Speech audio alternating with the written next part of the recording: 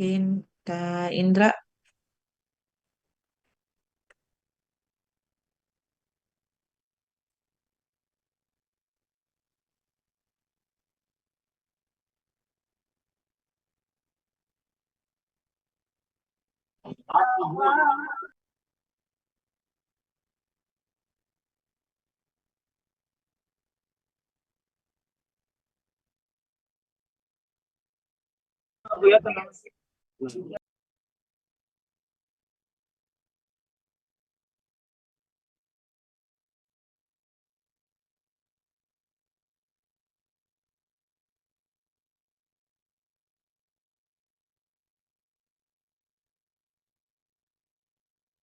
ya adik-adik sekalian, kita hari ini hari pertama untuk Blog Medical Entrepreneur.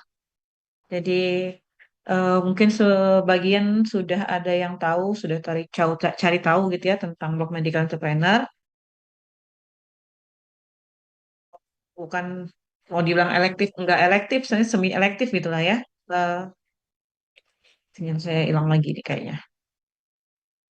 Mohon maaf ya kalau sinyalnya hilang-hilangan. Ini sudah pakai ganti berapa kali sinyal yang di Madang masih agak jelek.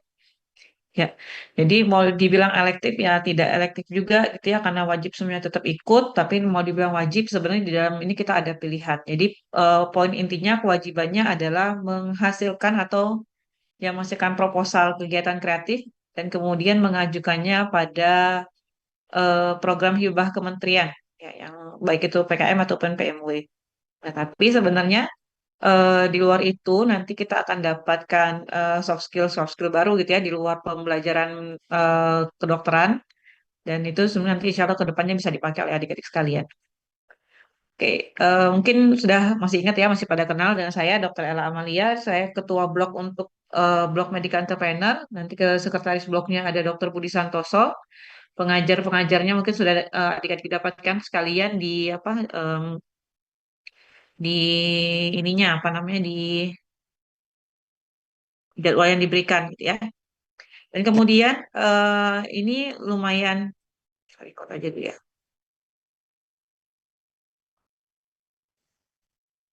Ntar ya.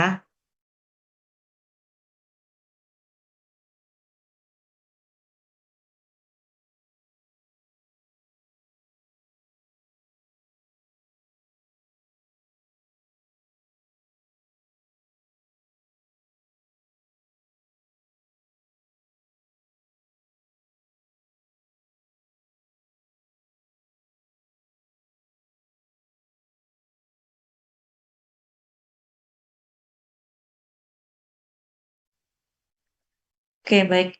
Ya, sebagaimana yang kalian tahu, waktunya cukup terbatas deh ya, blog Medical Entrepreneur ini 2 minggu. Mungkin efektifnya juga 2 minggu kurang, gitu ya, karena kalian tetap ada blog keterampilan klinis gitu ya. Kemudian juga mungkin hari ini tadi masih ada remedi dan seterusnya. Tapi saya harapkan walaupun waktunya cuma 2 minggu, itu kalian tetap mengoptimalkan dengan baik gitu ya.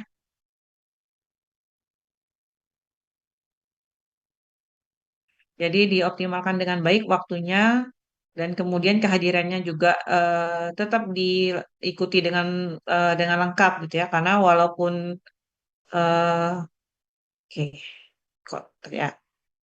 Recording in progress. Oke, jadi walaupun waktunya cuma di 2 minggu dan sebagian mungkin akan dilaksanakan secara bergabung gitu ya. Jadi tiga kelas langsung digabungkan secara besar karena waktunya juga cukup mepet. Tapi mohon diikuti dengan optimal, dengan seksama, seperti yang saya bilang dulu, keberhasilan ilmu itu bukan dari besarnya nilai saja, tapi keberkahan mengikuti pembelajaran dengan baik gitu ya, adab-adab dengan gurunya dan seterusnya. Jadi mohon di sini pun kalaupun gabung sama 2 teman, 3 teman ya satu akun gabung 2 teman gitu, muncullah semuanya. Kalau misalnya Ifat, Razan, Hanif itu barengan muncullah bertiga gitu ya. Oke, kemudian siapa lagi? Zahra sama siapa temennya kalau memang berdua muncullah berdua. Walaupun secara idealnya kan saya harapkan tidak seperti itu. Ya, kalian sudah dewasa, kalian tahu konsekuensinya, dan saya pun tahu bukan saya tahu. Artinya kalau kalian memang mau bersedia diberlakukan seperti itu ya sudah silakan, tapi tolong diikuti tata caranya dengan baik. Kita masuk ke pembukaan dulu.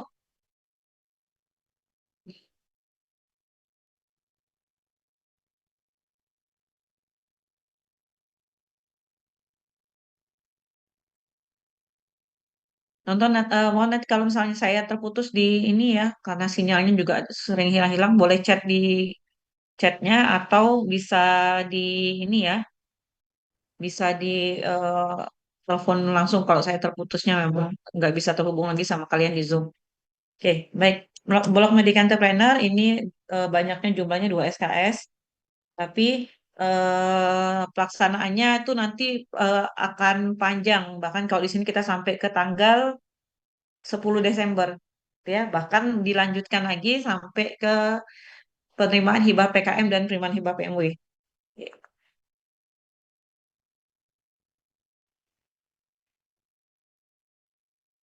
Ini tujuan blog ini untuk melatih mahasiswa menjadi insan yang terbuka, dinamis, peka, membaca perubahan, mengetahui apa yang dibutuhkan oleh diri maupun masyarakat. Jadi, yang seperti saya bilang di awal tadi, ini dominannya adalah melatih soft skill kalian adik-adik, memang tidak berhubungan langsung dengan bidang kedokteran, tapi ini yang ilmu yang bisa kalian gunakan nanti baik ketika kalian misalnya menulis karya ilmiah gitu ya, karena ini kan nanti butuh penulisan proposal dan penulisan proposal itu mengikuti kaidah-kaidah ilmiah. Kemudian bagaimana kalian menyelesaikan permasalahan yang ada di diri kalian maupun di masyarakat. Jadi nanti kita berangkat dari permasalahan yang sama, tapi kita akan lihat nanti ide-ide yang muncul untuk memecahkan suatu permasalahan di masyarakat itu bisa jadi berbeda-beda. Jadi ini tujuan kita untuk bersikap bisa apa namanya memperluas wawasan gitu ya. Kemudian karena ini ada entrepreneurnya, jadi nanti kita akan apa namanya mengulik sedikit tentang wirausaha dan kemudian bagaimana wirausaha itu bisa dikaitkan dengan basic akademik yang kita dapatkan. Jadi sesuai dengan ilmu pengetahuan dan teknologi yang berkembang. Kemudian karena nanti kalian tidak sendiri-sendiri tapi bergabung dalam satu tim yang berisi 3 sampai 4 orang. Oke. Kemudian nanti dalam tim tersebut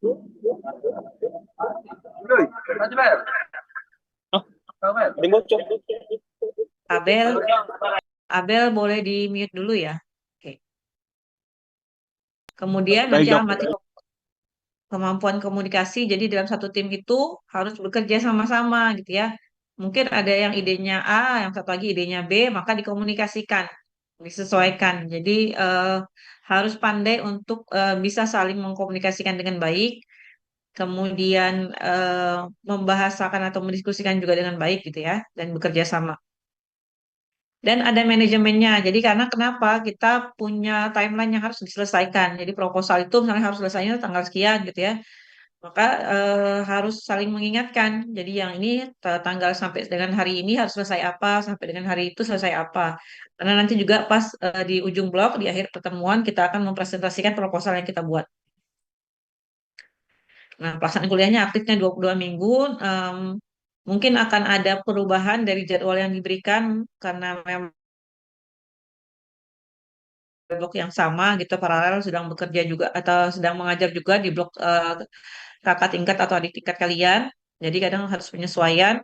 Jadi kalaupun ada dosen yang tidak bisa mengajar pada jam yang ditentukan, itu akan disesuaikan waktunya. Atau nanti waktu di diskusi juga ya. Kalaupun ada diskusinya kan harusnya terjadwalnya 7.30 sampai 10 kan minggu depan ya. Tapi kalaupun dosennya tidak bisa dan karena diskusi itu memang harus intensif pembahasannya, mungkin akan lebih dari itu jamnya. Atau bisa juga dialihkan kalau dosennya tidak bisa di jam pagi. Jadi tolong disesuaikan saja. Kemudian untuk kehadiran IT minimal 85% termasuk hari ini, jadi penghitungannya ada 2 IT yang ketemu. Em, yang berdua-berdua tadi, kalau bisa sendiri-sendiri ya, jadi lebih memudahkan bagi Korta juga untuk melakukan pengamatan. Sebenarnya, saya pengennya kalian nggak usah dinasihatin kayak gitu lagi, kan sudah dewasa, kan sudah masuk pembelajaran dewasa. Tapi kalau kalian menganggap diri kalian masih anak-anak, masih harus dipanggil-panggil, masih harus diawasi, ya sudah, kita akan melakukan dengan cara yang sama.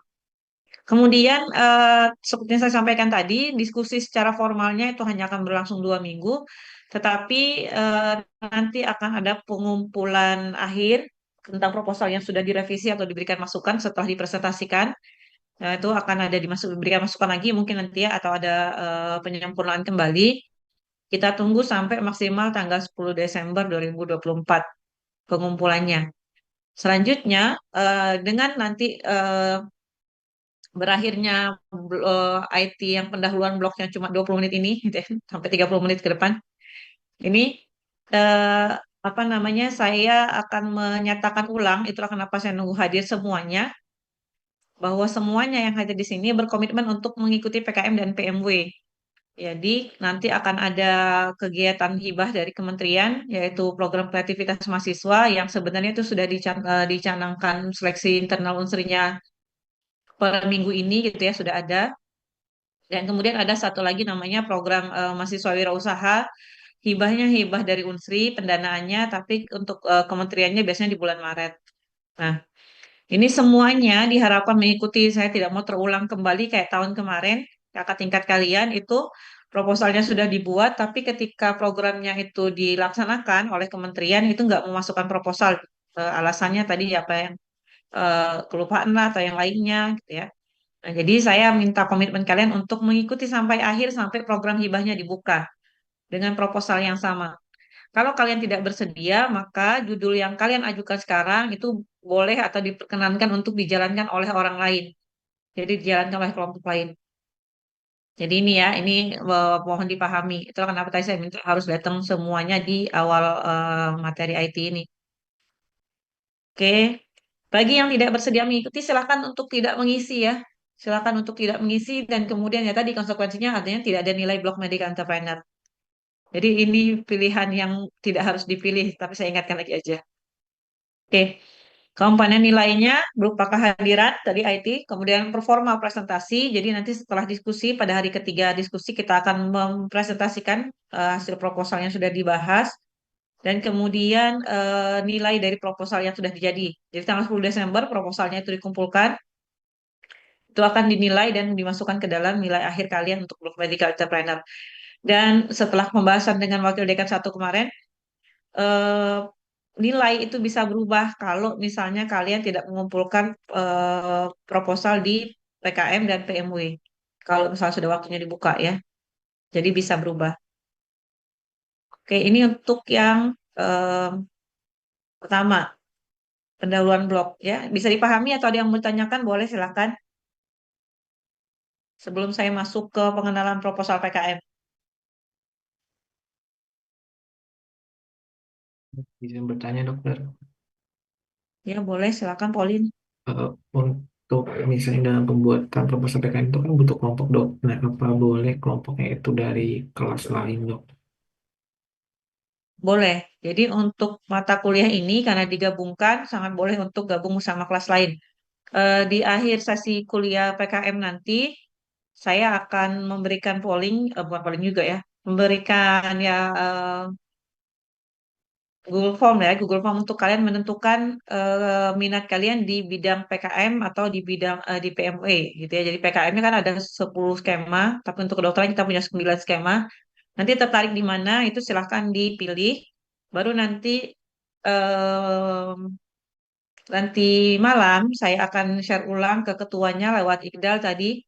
Jadi siapa saja yang akan berminat misalnya di PKM riset, siapa saja yang akan berminat di PKM kewirausahaan, siapa saja yang minatnya di PMW. Nah, nanti silakan cari tim di nama-nama tersebut 3 sampai 4 orang. Satu kelompok itu 3 sampai 4 orang, ya. Seperti itu. Jadi boleh kalau mau gabung sama kelas lain. Oke, ini mungkin saya rasa sebagian besar itu sudah mulai kenal dengan PKM dan PMW, jadi mudah-mudahan ada apa namanya lebih lebih sederhana untuk mengikuti apa yang saya bahas dan sebenarnya proposal sorry presentasi akan saya gunakan juga sebenarnya kurang lebih sama seperti yang saya jelaskan di eh, pengenalan PKM di organisasi adik-adik sekalian ya di FKIA ataupun di yang lainnya. Oke, ada lagi yang mau dibahas di sini? Yang belum bersedia mengikuti blog ini boleh dikasih tahu ya keberatannya di mana nanti saya sampaikan ke Prodi.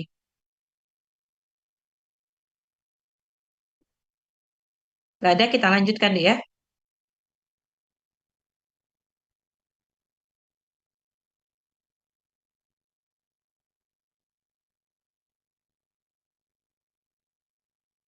Oh iya, saya lupa bilang. Jadi nanti di IT-nya, IT-IT yang disampaikan oleh teman-teman, bukan teman-teman, oleh rekan apa dosen, ya dosen-dosen yang lainnya, itu akan pembahasannya mungkin lebih umum. Jadi nanti tidak akan mendetail teknis terkait program kreativitas mahasiswa atau misalnya detail-detail proposalnya.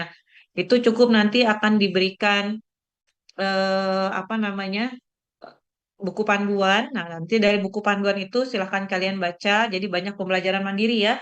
Buku panduan itu silahkan dibaca. Nanti kemudian kalau memang ada yang ditanyakan itu diskusinya waktu kita ke minggu kedua, diskusi bersama dengan dosen pendamping masing-masing ya. Itu. Jadi kalau di sini eh, yang saya jelaskan ini sangat teknis karena nanti ke depannya dosen-dosen yang lain nggak akan menjelaskan seteknis ini. Jadi mereka akan langsung bahas ke konten, misalnya ke cara mengajukan etik, bagaimana pemilihan metode penelitian, kemudian kalau misalnya ada kewirausahaan, bagaimana mengajukan brand gitu ya atau paten, bagaimana kemudian mendapatkan hak cipta dan seterusnya. Jadi itu adalah komponen bukan komponen pelengkap, jadi komponen yang mengayakan dari isi proposal kalian. Tapi pembahasan teknis akan banyak di sini ya. Jadi yang kita tahu program kreativitas mahasiswa itu adalah salah satu program kementerian yang digelontorkan oleh Kementerian Pendidikan Tinggi ya. Eh, Kalau kemarin sebenarnya kayaknya tidak ada yang banyak berubah gitu ya. Tahun ini mudah-mudahan, sorry, di tahun 2025 juga mudah-mudahan tidak terlalu banyak yang berubah.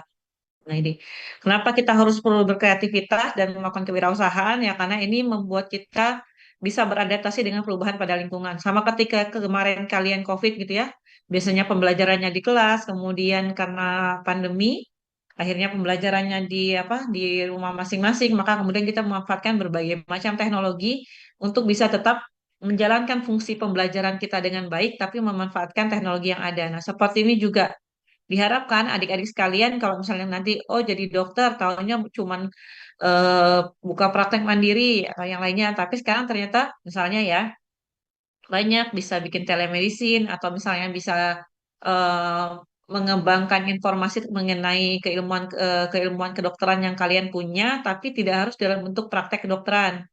Jadi misalnya membuat produk usaha gitu ya, atau misalnya membuat penemuan baru tentang obat-obatan yang mungkin sebanding sama obat-obatan standar dan seterusnya. Sebenarnya itu adalah bagian dari proses kreativitas. Sehingga kemudian kita bisa beradaptasi, tetap hidup gitu ya bahasa kasarnya, dan menciptakan solusi untuk berbagai tantangan baru. Kemudian kenapa PKM ini apa namanya digelontorkan penting bahkan diwajibkan pada hampir seluruh perguruan tinggi ya karena sebenarnya ini bagian dari kurikulum kampus Merdeka. Jadi kalau misalnya nanti kita akan bahas ada 10 skema yang diajukan dalam program kreativitas mahasiswa, maka itu sebenarnya beririsan dengan beberapa tujuan dari kampus Merdeka. Jadi misalnya penelitian itu berkaitan sama PKM riset gitu ya. Kemudian proyek kemanusiaan itu berkaitan sama PKM pengabdian masyarakat atau PKM karya inovatif.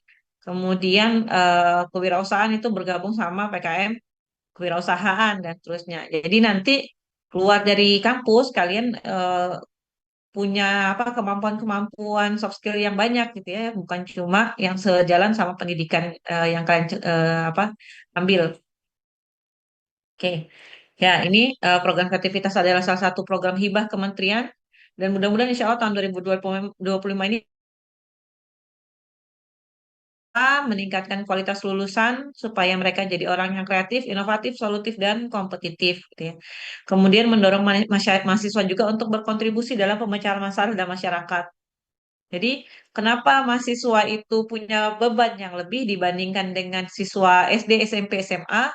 Karena mereka sudah punya dua peran. Jadi, satu sebagai orang yang belajar, dua sebagai bagian dari masyarakat. Sehingga kemudian dalam proses mereka terjun, sebelum mereka terjun sebagai masyarakat yang utuh, maksudnya yang apa namanya, bukan lagi sebagai orang yang cuma belajar gitu ya, tapi kemudian menjadi solusi bagi permasalahan masyarakat, maka mereka perlu diberikan masa untuk transisi gitu ya, mengenali, melakukan penelitian, kemudian berinovasi dan menyelesaikan permasalahan dalam masyarakat. Nah, ini yang kemudian nanti diharapkan mahasiswa setelah berkembang selesai mereka kuliah, mereka punya apa namanya kemampuan untuk melihat permasalahan di masyarakat dan menyelesaikannya. Kemudian membangun kemampuan bekerja sama.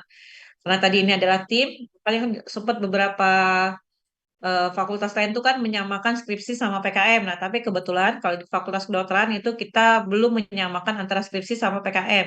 Karena skripsi itu adalah kerja individu, sedangkan PKM itu adalah kerja kelompok gitu ya. Jadi tentu nilainya nggak bisa disamaratakan, tapi juga bukan berarti salah satunya adalah lebih penting daripada yang lainnya. Dua-duanya sama pentingnya. Karena nanti waktu kalian bekerja sama di masyarakat, tentu akan ketemu sama orang lain dan skill-skill kerjasama, komunikasi, dan manajemen proyek ini pasti dipakai untuk kalian selanjutnya.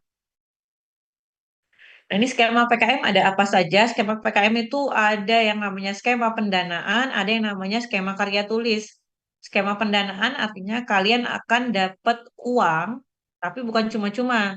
Jadi ketika kalian apa namanya mengajukan proposal proyek, gitu ya proposal ya proyek lah anggap ya gitu ya.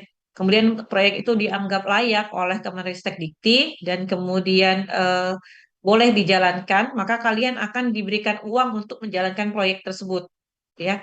Nanti uangnya bukan cuma dikasih cuma-cuma, tapi ada pelaporannya atau ada pertanggungjawabannya. Tuh. Ada 8 skema proposal yang mendapatkan pendanaan.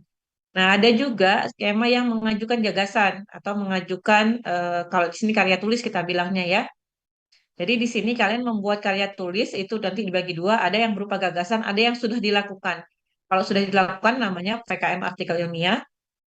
Nanti karya berupa tulisan kalian akan dinilai dan kemudian jika dinilai bagus atau layak akan mendapatkan insentif. Insentif itu artinya dapat penghargaan ya, jadi penghargaan yang berupa pembayaran tanpa harus kemudian melaksanakan secara fisik apa-apa yang kalian gagas di sini. Nah, kalau pendanaan dapatnya berapa? Sekitar 6 sampai 10 juta, tapi proyeknya harus dilaksanakan. Jadi dilaksanakan artinya ada apa namanya? Buku catatan harian pelaksanaan kegiatan, ada laporan keuangan yang harus dilaporkan gitu ya. Bagaimana uang yang 8 juta atau 10 juta tadi pertanggungjawabannya digunakan untuk apa dan seterusnya. Jadi memang ya, dapat uangnya lebih besar, tapi pertanggungjawabannya juga sama, lebih apa namanya? Lebih banyak dibandingkan dengan yang insentif. Kita masuk ke sini nih, bisa dibaca aja ya, ada 8 skema. Dan kalau misalnya kalian nggak suka sama penelitian, itu banyak apa PKM-PKM yang lain. Jadi program kreativitas bisa yang dilakukan yang lainnya. Bisa wirausaha, bisa pengabdian kepada masyarakat, bisa penerapan iptek, karsa cipta, atau yang lainnya. Kemudian ini saya disclaimer dulu juga bahwa pedoman yang saya bikin adalah pedoman berdasarkan PKM 2024. Kalau nanti diperbarui pada tahun 2025, maka pastikan untuk nanti ketika kalian mengajukan ke Kemenristek-Dikti ikuti pedoman PKM yang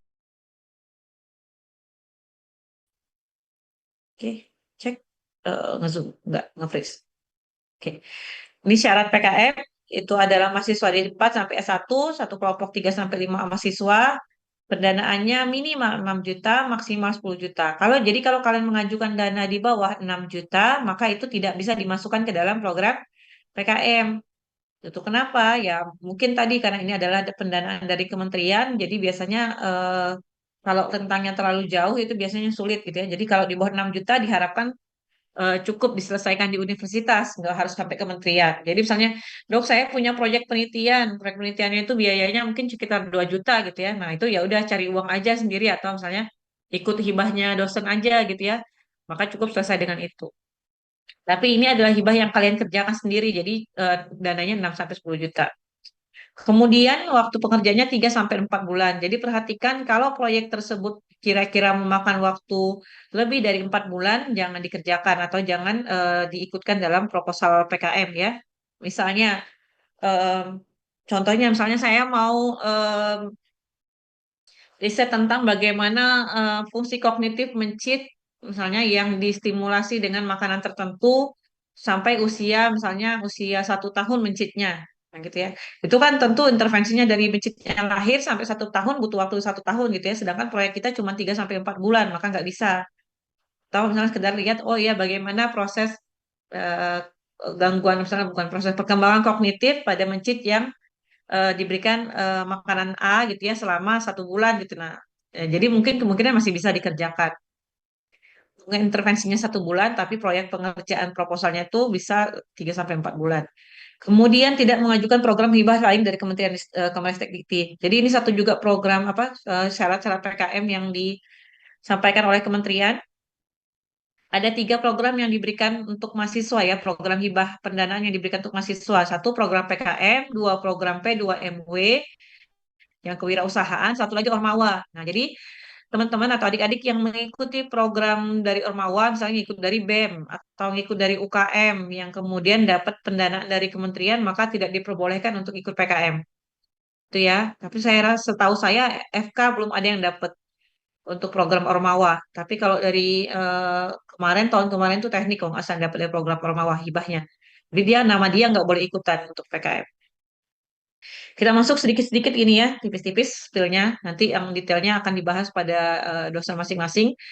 PKM riset itu konsepnya tentang apa? Ya tadi menemukan atau memberikan informasi baru terkait bidang-bidang yang diteliti. Jadi biasanya kalau misalnya riset eksakta, biasanya anak kedokteran ya umumnya ke riset eksakta ya.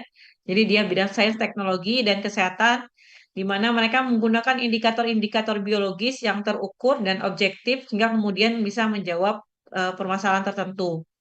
Contohnya apa? Mungkin ada yang sudah lihat dari kakak tingkat kemarin yang dapat PIMNAS gitu ya, yang masuk ke PIMNAS dan lolos dapat juara favorit. Itu misalnya penggunaan eksosom tertentu untuk melihat perubahan sel pada sel jantung misalnya kayak gitu ya. Itu kan jadi ada indikator biologisnya dan kemudian ada nilai objektif tentang yang bisa mengukur keberhasilan dari metode tersebut. Kemudian kalau sosial humaniora contohnya apa? Ya tadi dia melihat perilaku atau fenomena sosial yang ada di dalam masyarakat. Gitu. Tapi biasanya kalau untuk adik-adik yang dapat dari jurusan kedokteran, biasanya itu nggak dipilih untuk penelitian sosial humaniora ya. Walaupun sebenarnya bisa, tapi biasanya jarang dipilih. Jadi sebaiknya pilih yang riset eksakta. Kemudian PKM kewirausahaan, ini adalah program kreativitas mahasiswa yang fokusnya adalah mengembangkan dan menjalankan usaha yang inovatif dan berkelanjutan. Jadi di sini tujuannya adalah menciptakan wirausahawan muda di mana adik-adik sekalian menjadi pelaku usahanya. Jadi kalian yang menjadi pelaku usaha utamanya, bukan apa namanya reseller, jadi menjual dagangan dari apa dari pihak pertama gitu enggak, bukan. Tapi kalian yang jadi pelaku wirausaha dan kemudian yang tadi menunjukkan sisi akademisnya adalah memang ada serapan keilmuan yang kalian dapatkan. Jadi ada kekhasan keilmuan yang kalian dapatkan dalam wirausaha tersebut. Jadi bukan asal jualan. Jadi misalnya mau jual makanan A atau makanan B, enggak gitu ya. Tapi memang ada proses inovasi yang dimasukkan. Jadi misalnya kalian kan sudah dapat tentang kesehatan misalnya bahwa gizi tertentu itu akan membantu meningkatkan fungsi kesehatan tertentu. Jadi misalnya kalian jual em, siapa yang pernah ikut hibah? Misalnya daun apa kayu manis misalnya ya. Jadi mau menjual minuman herbal kayu manis gitu ya, atau misalnya makanan tertentu yang mengandung kayu manis, yang itu nanti perannya adalah membantu mencegah misalnya hipertensi, misal dan seterusnya.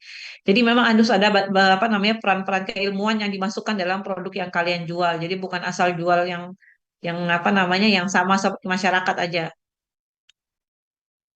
Kemudian kita masuk ke PKM Pengabdian Masyarakat. PKM Pengabdian Masyarakat ini adalah program aktivitas mahasiswa nanti yang tujuannya memberikan solusi nyata dan bermanfaat bagi masyarakat. Jadi memang bukan lagi mencari ilmu baru atau informasi baru, ini bisa dipakai atau tidak ya, enggak. Jadi kita sudah tahu nih misalnya kayu manis itu punya efek untuk menurunkan hipertensi. Nah, maka langsung kita gunakan, oh solusi praktisnya di masyarakat itu bisa gunakan caranya bagaimana gitu. Nah, itu untuk PKM pengabdian masyarakat. Nah, khusus untuk PKM pengabdian masyarakat, kita punya mitra. Artinya kalian harus cari kelompok masyarakat yang kalian jadikan mitra untuk menerima apa yang kalian tawarkan. Terus sebaliknya kayak gini, kalian tahu nih di sekolah A, misal sudah tahu duluan mitranya. Mitranya pengabdian masyarakat itu apa saja sih? Ya tadi misalnya apa Karang Taruna, Ibu PKK, sekolah-sekolah gitu ya, atau lembaga komunitas non-profit lainnya, lembaga sosial kan misalnya PMI gitu ya, dan seterusnya. Jadi lembaganya non-profit. Nanti misalnya mereka punya masalah apa di masyarakat tersebut atau mitra tersebut punya masalah apa, kemudian kalian tawarkan solusinya. Nah, ini artinya dia berangkatnya dari PKM pengabdian masyarakat. Ya, solusinya ditawarkan dan kemudian mitranya bersedia menerima solusi yang ditawarkan, baru kemudian nanti dibikin surat pernyataan kerjasamanya, baru kemudian dimasukkan proposalnya. Nah, beda tipis sama PKM penerapan IPTEK. PKM penerapan IPTEK sama, dia punya mitra, tapi bedanya mitranya adalah mitra yang mencari keuntungan. Jadi memang mereka mitra usaha gitu ya.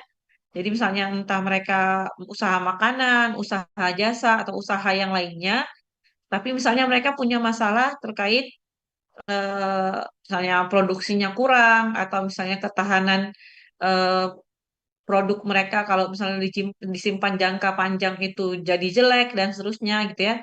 Jadi itu membuat untung mereka menjadi menurun, atau misalnya jangkauan konsumen mereka kurang dan seterusnya. Nah, yang penting itu dulu.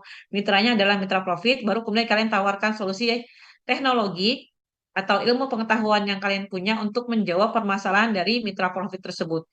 Mudah-mudahan bisa dipahami ya apa bedanya penerapan IPTEK PKM pengabdian masyarakat sama PKM penerapan IPTEK. Jadi kalau solusinya, sorry, kalau mitranya misalnya misalnya mitranya eh, Karang Taruna gitu ya. Tiamse Navair di Tonga.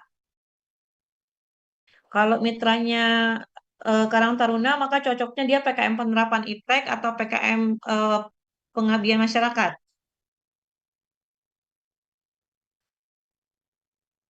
Alfa 08 Tiamse.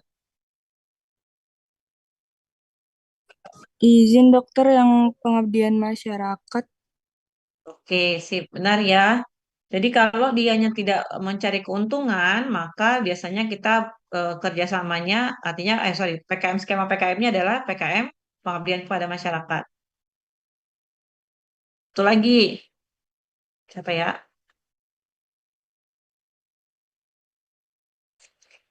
Andienda Rekstan. Andienda Rekstan. Iya dokter. Oke, kalau misalnya nanti Andin mau bikin tentang PKM penerapan IPTEK, maka yang contoh mitranya siapa?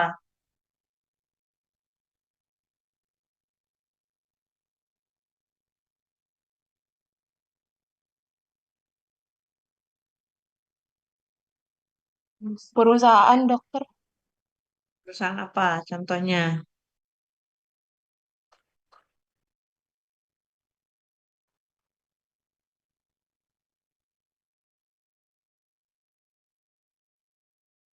Eh, Seperti perusahaan industri dokter.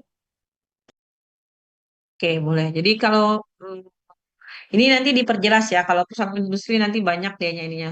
Eh, jadi dia harus dikaitkan sama peningkatan keuntungan dari perusahaan. Ya, nanti Ananta sama Isan juga ditanya. Sabar ya, nanti saya tanya. Ingetin saya nanyain Ananta sama Isan. Ini kenapa namanya banyak titik-titik ya? Yang namanya titik-titik itu siapa?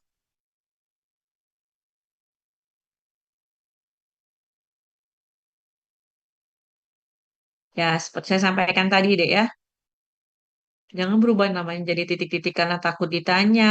Baru saya yang nanya. Gimana kalau malaikat Israel yang nanya? Kalau Allah yang nanya?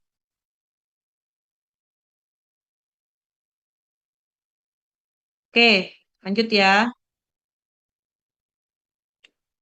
PKM jadi balik ke Andin tadi, kapan kita bisa bilang perusahaan itu sebagai mitra yang iptek? Ya tadi ketika itu berkaitan sama keinginan dia untuk meningkatkan keuntungan, gitu ya.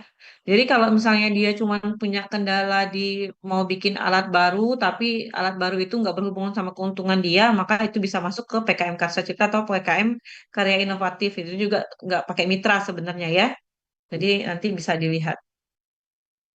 Oke, kemudian ada PKM Karsa Cipta. PKM Karsa Cipta ini mungkin pada untuk adik-adik yang nggak apa namanya, yang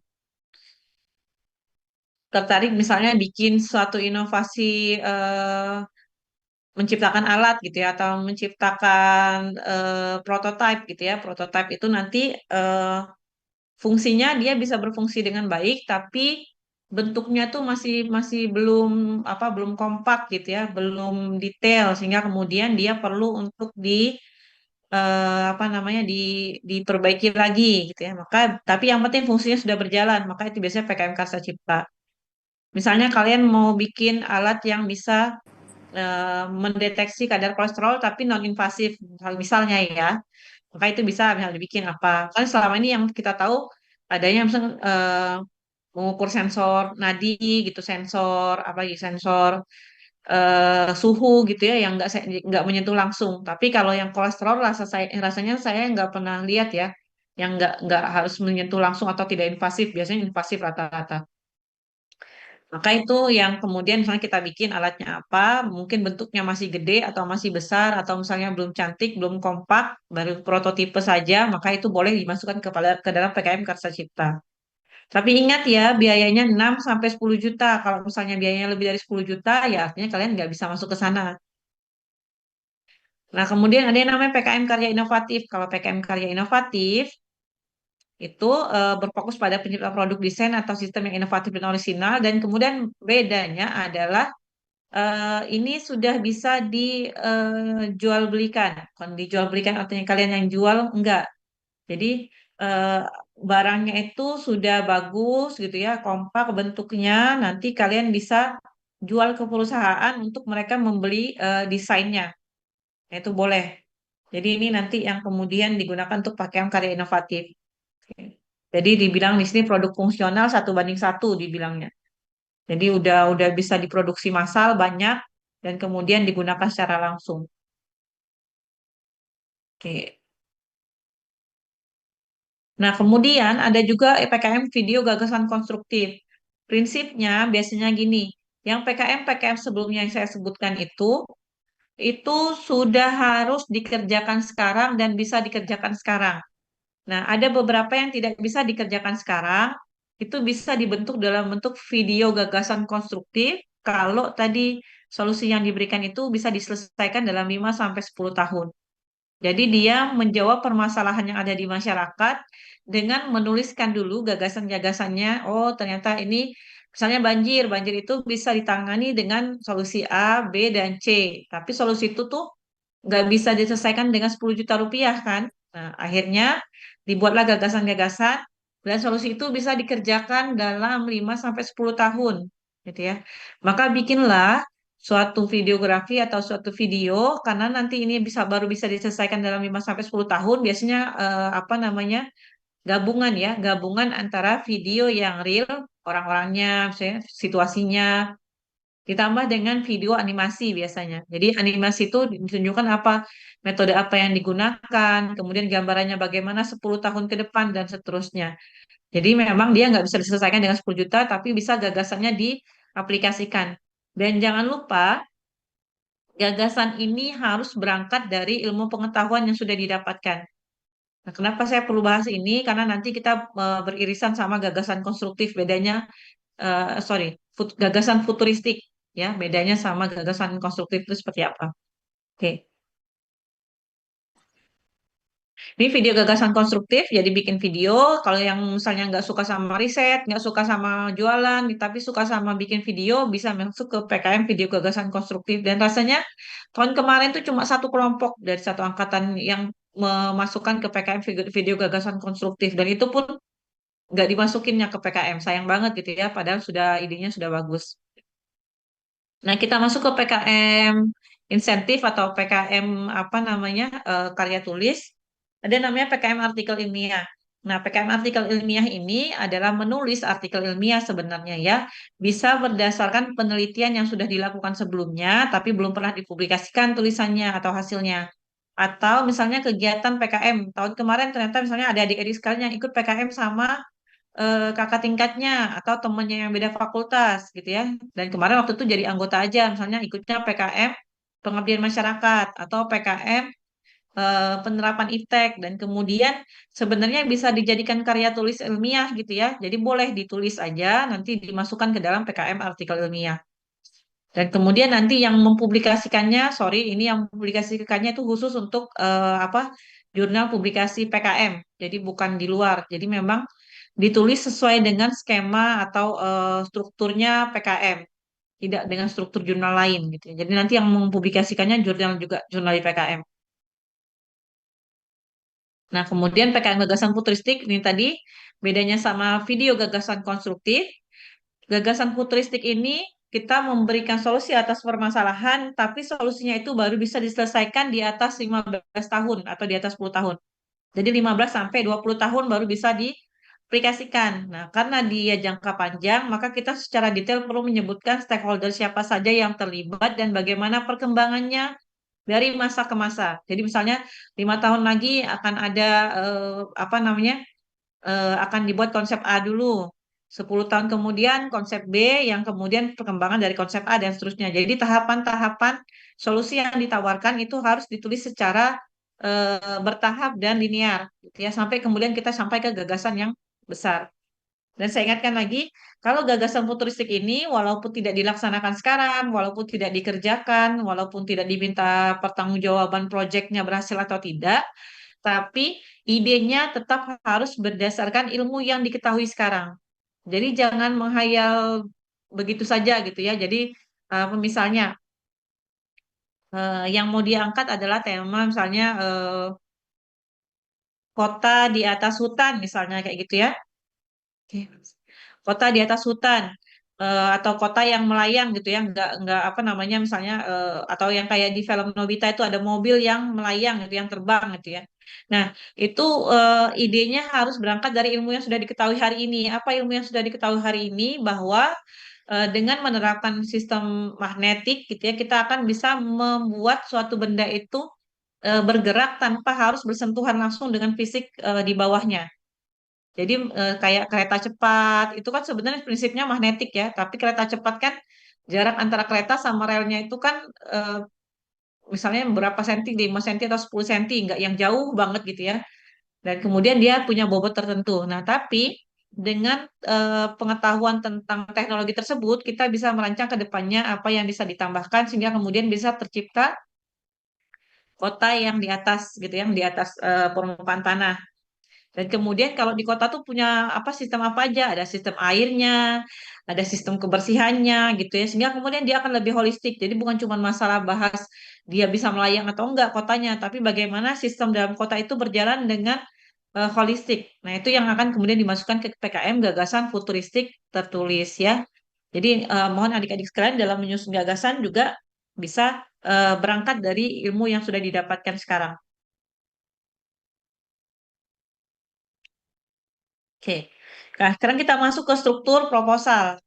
Struktur proposal ini tentu harus mengikuti permintaan dari Kemenristek dalam proposal PKM gitu ya. Jadi berbeda sama proposal yang kalian bikin untuk skripsi, berbeda dengan proposal yang kalian bikin untuk misalnya pengajuan di lomba-lomba yang lainnya, maka ini memang harus mengikuti kaidahnya proposal PKM.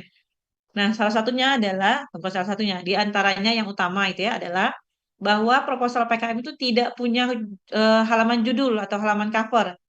Jadi tidak dibentuk dengan halaman cover. Jadi halaman pertamanya adalah daftar isi langsung, daftar isi.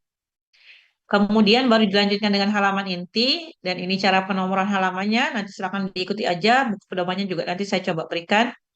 Nah, kemudian maksimal halaman inti itu jumlahnya cuma 10 halaman, jadi nggak perlu tebal-tebalan makalah gitu ya. Misalnya kadang PKM riset, oh banyak sekali literatur yang di apa rujuk, sampai kemudian nanti jumlah halamannya jadi 60 atau 50 gitu ya, nggak perlu. Justru kalau yang seperti itu tidak akan diloloskan dalam syarat administrasi. Jadi cukup buat 10 halaman saja maksimal, mulai dari bab 1 sampai ke daftar pustaka, jadi termasuk daftar pustaka. Jadi kalau daftar pustaka kalian 2 halaman, artinya kalian punya 8 halaman untuk membuat bab 1 sampai bab 4. Nah itu ya, jadi tolong diperhatikan. Jadi yang ditulis itu tidak perlu dasar-dasar teori yang dari awal, nggak perlu. Tapi tulislah yang sudah terjadi pada saat ini atau sekarang gitu ya. Misalnya teknologi yang sudah ditemukan itu seperti apa, kemudian gap-nya atau permasalahan yang ada di masyarakat itu seperti apa, hingga kemudian kalian ingin mengisi gap tersebut dengan ide yang kalian tawarkan. Itu ya. Dan ini juga tipe huruf yang ditulis. Nah, dan adik-adik sekalian mohon untuk tidak apa namanya mengabaikan ya petunjuk-petunjuk ini karena nanti penilaian di proposal PKM yang di Kemenristek Dikti itu memang seperti ini. Jadi kalau kalian nulis bukan nulis mengetiknya tidak dengan Times New Roman, maka dia akan dianggap didiskualifikasi, tidak layak secara administrasi. Kemudian kalau misalnya apa namanya marginnya tidak sesuai juga sama, tidak akan di apa namanya dianggap lolos secara administrasi. Nah, kemudian struktur proposalnya apa? Yang pertama daftar isi, ya tadi ya, yang apa halaman pertama ini nggak dihitung sebagai 10 halaman ya, ini cuma halaman tambahan. Kemudian bab satunya tergantung dari skema masing-masing. Yang saya tunjukkan di sini adalah skema untuk PKM riset. Ini ya.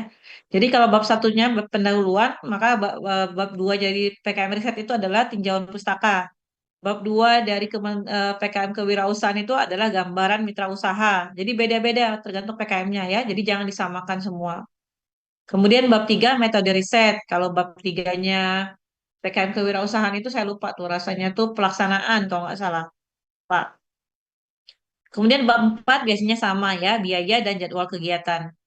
Jadi ini biayanya 60 sampai 10%, 10 juta dengan komposisi minimum 80% untuk operasional, 20% untuk administrasi. Ada daftar pustaka, ada lampirannya. Oke. Nah, dalam pembiayaan yang dalam apa biaya dan jadwal ini ada ketentuan-ketentuannya. Tidak ada untuk honor, tidak untuk termasuk video PKM video gagasan konstruktif itu nggak boleh sewa kamera. Ya, termasuk untuk video gagasan konstruktif itu tidak boleh sewa kamera. Jadi biasanya boleh cukup pakai kamera HP boleh, tapi yang diperbolehkan biasanya adalah untuk misalnya kita mau bayar aplikasi editing video, misalnya entah pakai apa CapCut atau pakai yang lainnya dan itu ada biaya berbayarnya maka boleh. Tapi kalau lisensi sewa itu biasanya nggak boleh lebih dari 6 bulan. Jadi jangan sewa yang setahun, sewanya yang per bulan aja, gitu ya. Jadi kalau kalian sewa setahun itu dianggap salah, nggak boleh. Kemudian beli alat dan bahan tidak boleh lebih dari 1 juta per item. Jadi kenapa? Ini biasanya berkaitan sama pajak dan yang lainnya. Ini dipermudah supaya adik-adik nggak perlu sibuk bayar pajak, menyetorkan NPWP dan seterusnya. Jadi dari Kemenristek tetap membatasi pembelian bahannya itu di bawah 1 juta. Dok, misalnya reagensianya mahal yang di PKM Riset ini biasanya PKM Riset tuh gila-gilaan biasanya uangnya. Kurang 10 juta kadang-kadang. Jadi, dok itu misalnya reagensianya harganya di atas 1 juta, maka cari pembelian alat bahannya yang apa kuantitasnya atau jumlahnya itu lebih sedikit. Jadi misalnya kemasannya adanya yang 100 gram, cari yang 50 gram atau beli yang 50 gram 100 gram tapi bagi dua sama yang lain dan minta notanya itu dipisah. Sehingga nanti ya cukup sampai ini aja 500.000 gitu. Jadi jangan sampai pembelian bahan di atas 1 juta. Atau mencit. Dok, mencitnya itu kan butuhnya 20. Satu mencitnya itu harganya 50.000. Atau misalnya harganya 60.000. Sehingga kemudian kalau 20 mencit 1.200.000 misalnya. Maka dipisah mencitnya. Satu mencit perlakuan. Dua mencit kontrol. Sehingga kemudian harganya 600.000, 600.000. Jadi nggak boleh disamakan. Atau boleh juga misalnya dipatok kurang dari situ misalnya mencitnya belinya pas-pasin 1 juta, nanti yang lainnya dipindahkan ke bahan lain. Jadi di apa diatur supaya nanti nggak lebih dari 1 juta. Nah, kemudian lampiran. Lampiran itu isinya apa? Biodata ketua, anggota, itu mengikuti buku pedoman. Insya Allah nanti dijelaskan pada ini masing-masing. Lampiran kedua justifikasi anggaran, lampiran ketiga susunan organisasi dan seterusnya. Sampai ke surat pernyataan ketua pelaksana, lampiran 5 juga ada nih. Kalau di PKM riset sorry, di PKM Pengabdian Masyarakat sama PKM Penerapan IPTEK ada lampiran 5 itu surat kerja sama mitra. Kalau di PKM penerapan, PKM Karsa Cipta sama PKM Karya Inovatif itu ada prototipe atau produk yang akan dikeluarkan bentuknya ya, gambarannya.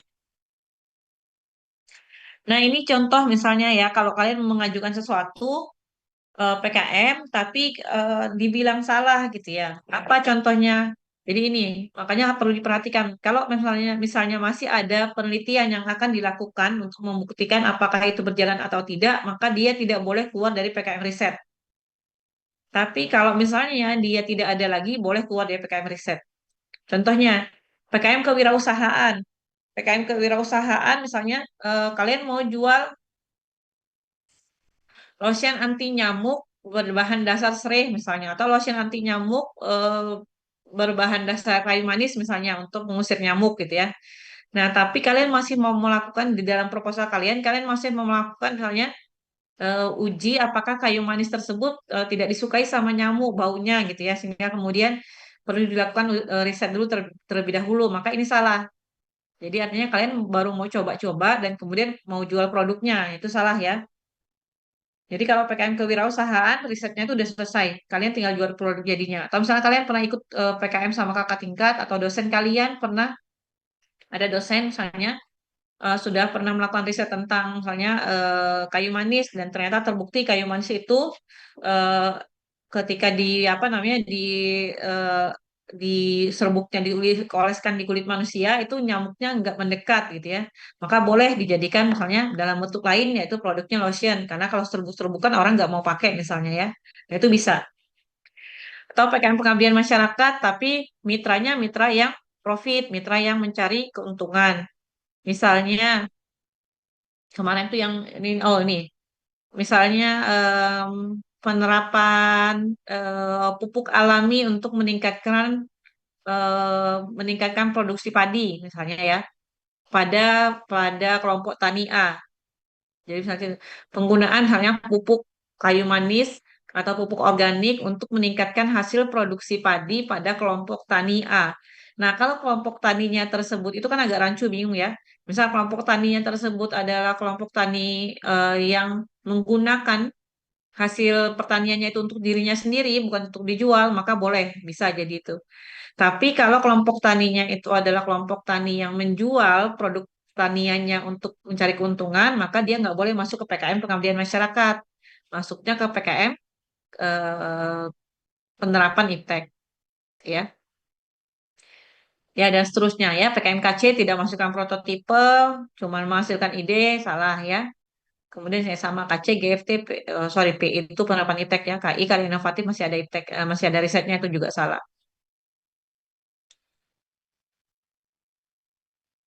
Nah, ini timeline aja biasanya yang sudah dilakukan. Ini untuk seleksi internal Unsri sebenarnya lagi berjalan ya, Unsri November, tapi biasanya diperpanjang sampai Desember nanti. Kemudian dari Belmawanya sendiri ada ini mulai Januari biasanya sampai Februari itu sudah dikeluarkan buku pedoman terbaru pada tahun yang berjalan. Nanti seleksinya di bulan Maret sampai April, pengumuman pendanaannya di bulan Juni sampai Oktober. Jadi dilaksanakannya 3 sampai 4 bulan ya, makanya ini Juni sampai Oktober, baru kemudian nanti ke PIMNAS di bulan November. Nah, terkait pengembangan ide PKM itu biasanya silakan kalian mulai menulis sebanyak-banyaknya dan sesegera mungkin. Kalau sekarang kan karena sudah masuk blognya ya memang harus segera mungkin gitu ya. Jadi kalau misalnya nanti pulang misalnya lihat hujan gitu ya, oh ngeliat orang kehujanan di jalan, kayaknya ada inovasi. Kan kalau orang tuh melihat sesuatu, em, pandangan dia terhadap kondisi tersebut bisa berbeda dengan orang lain.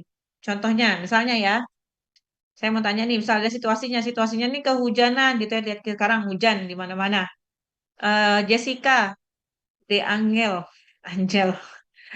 Jessica kepikiran mau bikin apa kalau misalnya lihat suatu situasi hujan?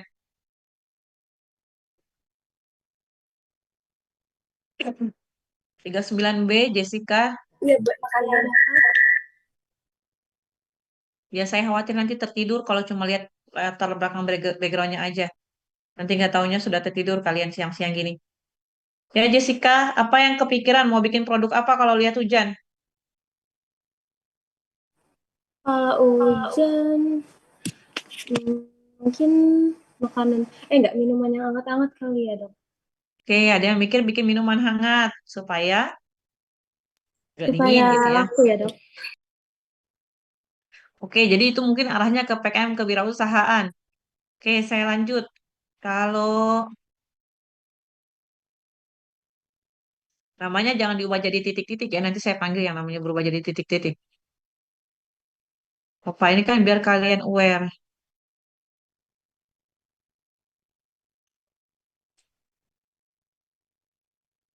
Hmm, Coba ya. Udah mulai muncul semua deh.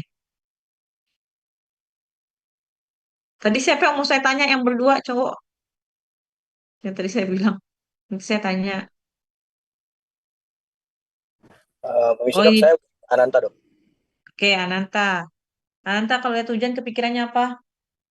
Kalau hujan mungkin ini dok, obat nyamuk mungkin dok. Kayak gitu, kurang lebih. Obat nyamuk. Obat nyamuk kamu baru mau bikin obat nyamuk atau baru mau bikin bahan yang mau menghilangkan nyamuk atau mau bikin produk yang mau dijual? Yang mau dijual kayak obat nyamuk gitu dok apa? Biar dari gigit nyamuk mungkin. Beli produk ya, balik lagi ke Ya dok, wirausaha lagi. ya dok. Oke, sip. Hiskia, Julianto, Hiskia, Hiskia,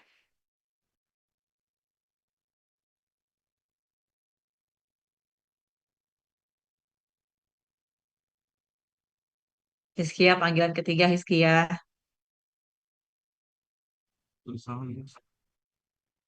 Oke. Kenapa Hanif?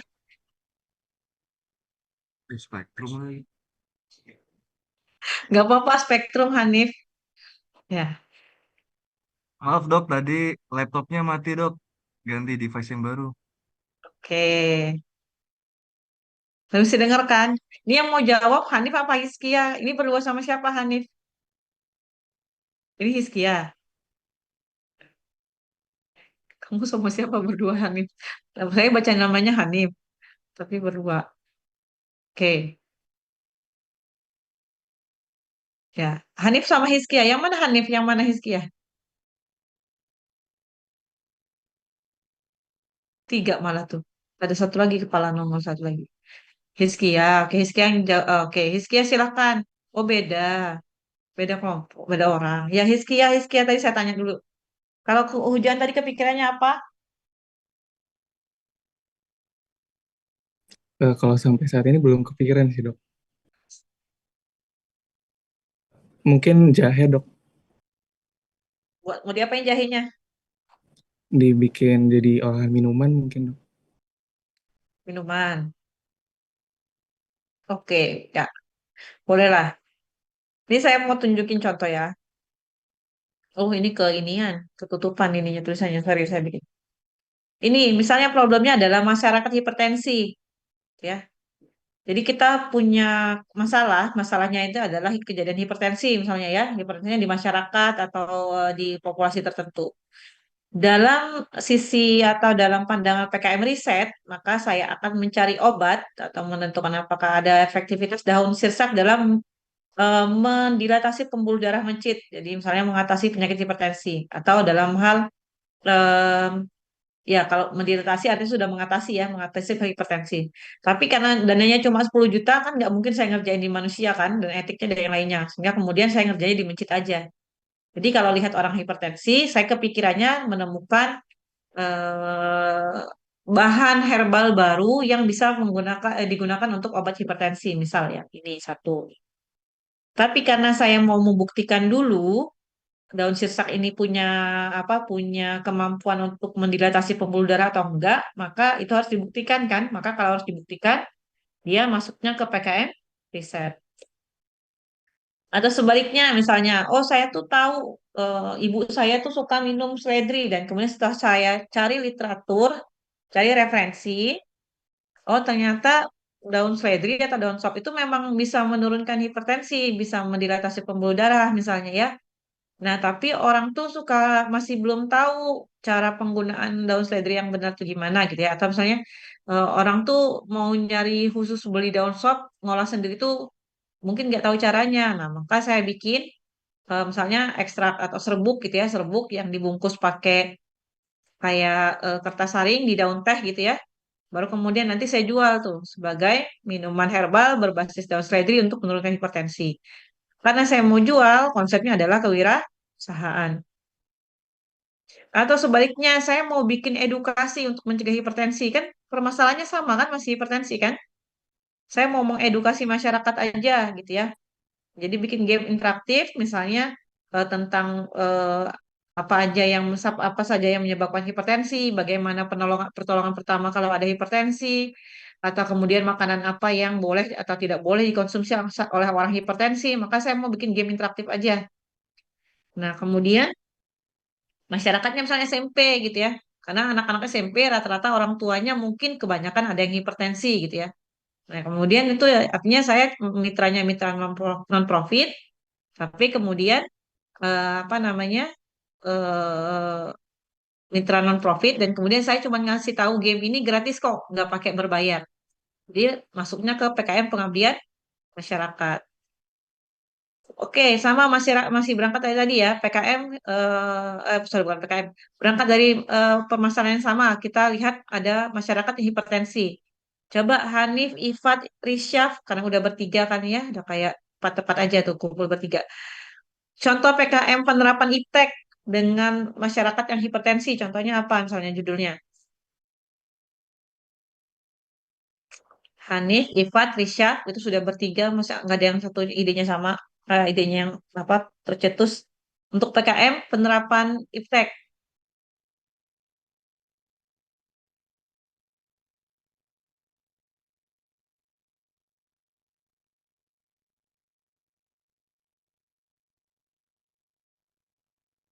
Apa contohnya?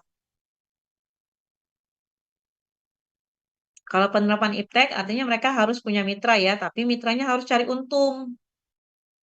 Nah, artinya mitra itu target masyarakatnya adalah orang yang hipertensi.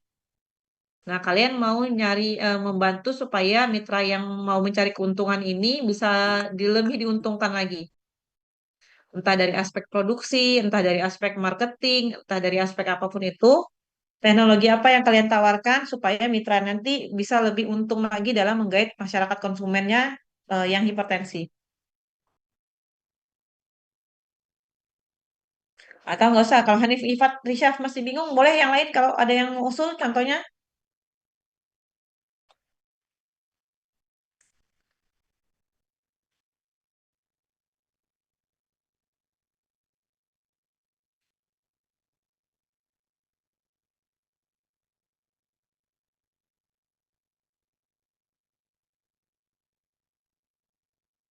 Ananta, Ananta, ada ide? Saat ini belum dok. Saat ini belum. Yang lainnya?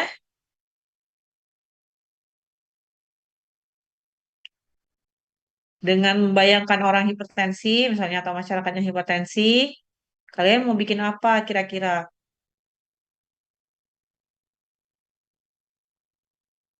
Tapi masuknya ke PKM penerapan iptek, bukan PKM yang lainnya.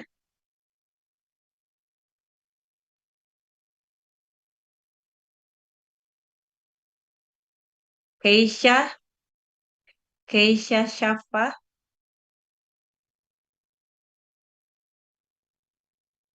Sebentar dok, sedang mikir. oke, silahkan ditunggu.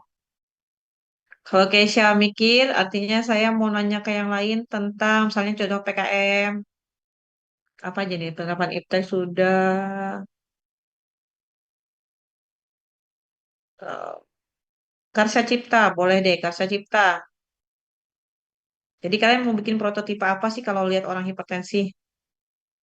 Bikin alat apa? Pikirannya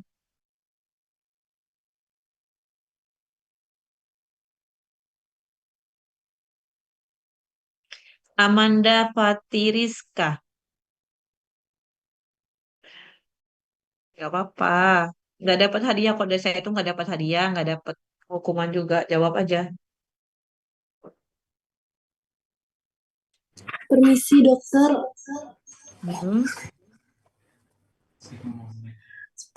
izin jawab. Ya, silahkan. Tadi ada ide sphygmanometer untuk yang ditempel di tangan, terus untuk memompa tekanan darah biar lebih praktis dan bisa dibawa kemana-mana. Oke. Bedanya sama tensi yang sekarang? Tensi yang sekarang kan mungkin kan bentuknya itu kan lebih gede dan lebih banyak. Nanti pengen buat yang kayak lebih mikro, jadi bisa dibawa kemana-mana dan mungkin bisa pocket size. Oke, boleh jadi bisa. Sekarang yang smartwatch itu bisa nggak sih ngukur tensi? SpO2, saturasi oksigen bisa ya. Nadi bisa. Tensi setahu saya tetap harus dikelilingkan ya. Boleh, boleh. Nah, misalnya kayak gitu ya. Ya, nanti kalian kelamaan. Ya sudah. Segitu kurang lebih. Jadi contohnya seperti itu. Keisha mau jawab? Boleh. Yang tadi penerapan iptek belum selesai. Paling sama sih dok idenya. Kayak bikin alat penghitung tensi yang lebih simpel aja. Dan bisa untuk pengecekan lebih cepat. Oke. Itu mau dikasih ke siapa? Nah, tadi mitranya siapa? Kalau penerapan iptek artinya dia kan mitranya harus yang profit. Misalnya ditaruhnya di klinik dokter atau klinik kesehatan karena mungkin pasiennya rame, puskesmas misalnya ya. Ke Kalau misalnya mau ditensi satu-satu makan waktunya lumayan banyak gitu sehingga kemudian antrinya panjang. Itu misalnya boleh. Jadi untuk meningkatkan pelayanan. Tapi kalau misalnya dia mau kerja sama perusahaan yang membuat alat tensimeter, maka boleh juga gitu ya. Jadi artinya dia menawarkan suatu solusi supaya nanti bisa dihasilkan tensi yang ukurannya lebih kecil, lebih user friendly buat orang-orang gitu ya, dan kemudian bisa digunakan lebih optimal lagi. Ini yang saya habis tanya, jangan menghilang semua. Saya tiba-tiba lihat layar lagi. Jangan ya. Oke, balik lagi. Nah, kurang lebih seperti itu ya, Adik ya. Point of view-nya banyak banget gitu ya. Jadi walaupun kita melihat masalah yang sama kayak tadi hujan. Kalau saya lihatnya, oh saya mau bikin jas hujan yang misalnya bisa berubah warna tergantung misalnya apa ya? Tergantung lingkungan sekitarnya gitu ya. Jadi saya misalnya bosan pakai jas hujan yang sama aja warnanya. Tapi nanti kalau misalnya lewat mobil A, warnanya berubah ngikutin warna lingkungan sekitar dan seterusnya. Jadi kan banyak idenya. Atau ada yang hujan, jadi saya kepikirannya, oh bagaimana karena skip ini banjir, Madang ini kan suka banjir. Oh saya kepikiran gimana caranya supaya menciptakan alat yang bisa misalnya mendeteksi curah hujan, supaya nanti kalau curah hujannya di atas sekian, bisa banjirnya akan terdeteksi. Jadi kita sudah harus siap-siapin apa rencana supaya misalnya airnya nggak masuk rumah dan seterusnya. Jadi sebenarnya banyak yang bisa dikerjakan. Itu ya. Kemudian mengembangkan rasa ingin tahu. Jadi ingin tahu.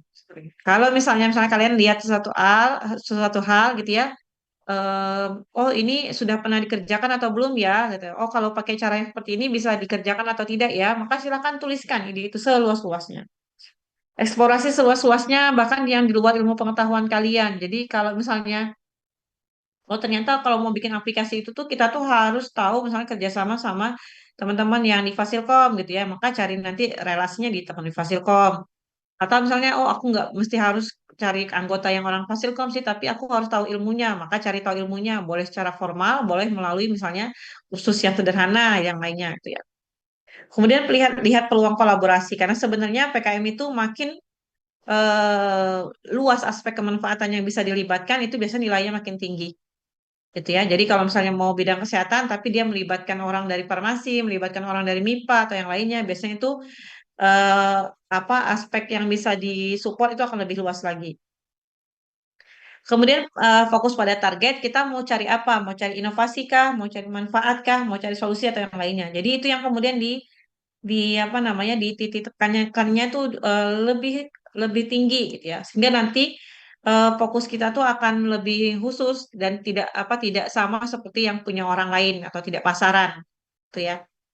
Kemudian perhatikan pengalaman, mungkin ada yang pernah ikut PKM tahun kemarin, boleh silakan ikutin lagi ya tahun ini atau misalnya oh kemarin gagalnya atau kesalahannya tuh karena di satu sisi atau di faktor A gitu ya, maka perhatikan ambil pelajaran. Atau yang nggak pernah ikut PKM juga boleh lihat pengalaman dari orang lain.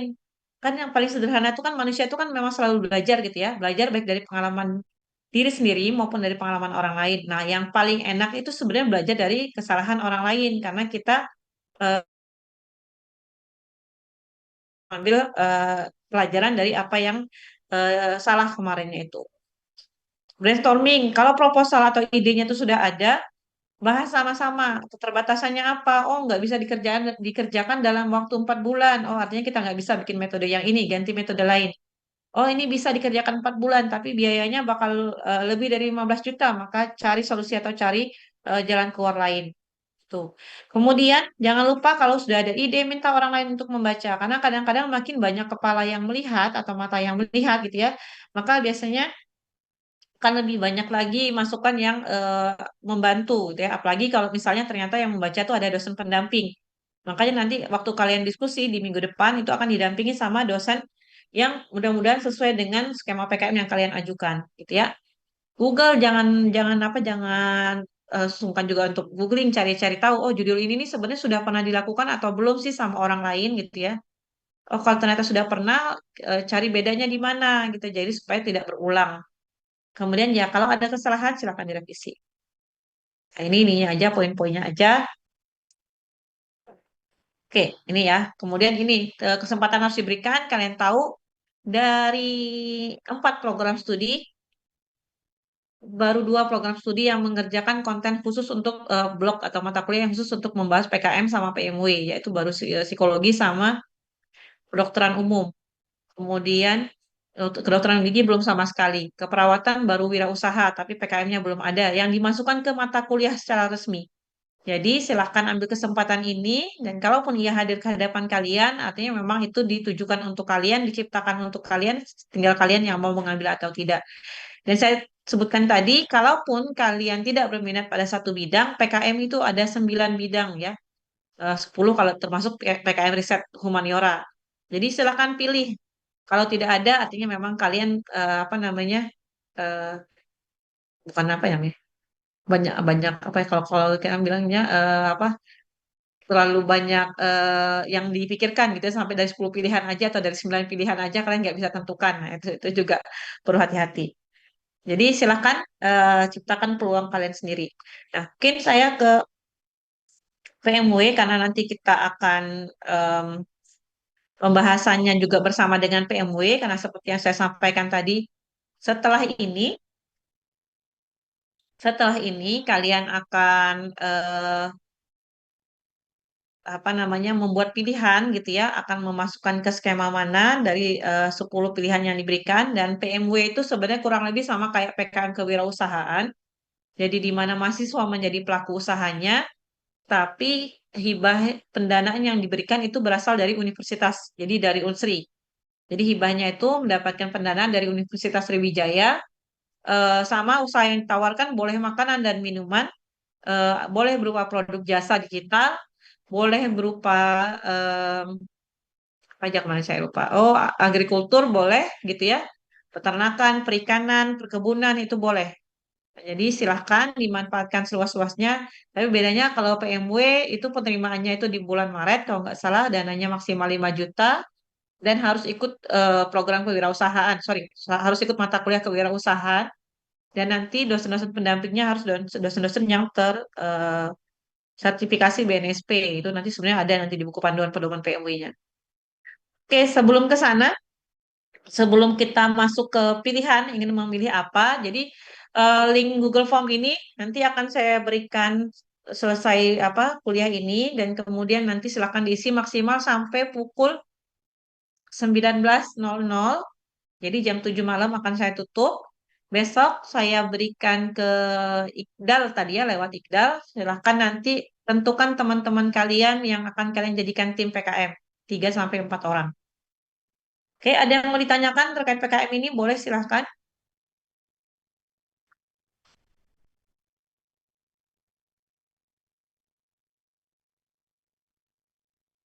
Izin bertanya dokter.